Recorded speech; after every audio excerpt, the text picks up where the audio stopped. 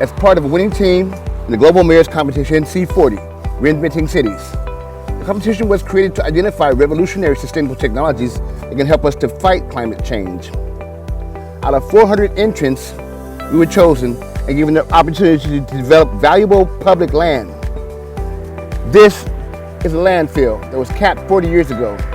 The land was deemed unusable, but because of our technology, it can be put to good use.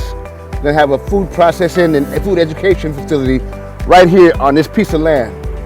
And behind it will be 240 acres of solar farm, all part of our team that won the competition. A 1.5 acre farm can generate between $9,000 and $24,000 a month of income for a small farmer. It's a great opportunity to invest, to grow, and to help save our planet. Sadly, we do not have the financial resources to build the first of these small satellite farms that can help save our planet. This is your opportunity to weigh in on this. We need your help. We need your help to build this farm. It's an investment that you will never regret. It can help to change the world into a safer, better place. Please support this cause. It's a worthy cause.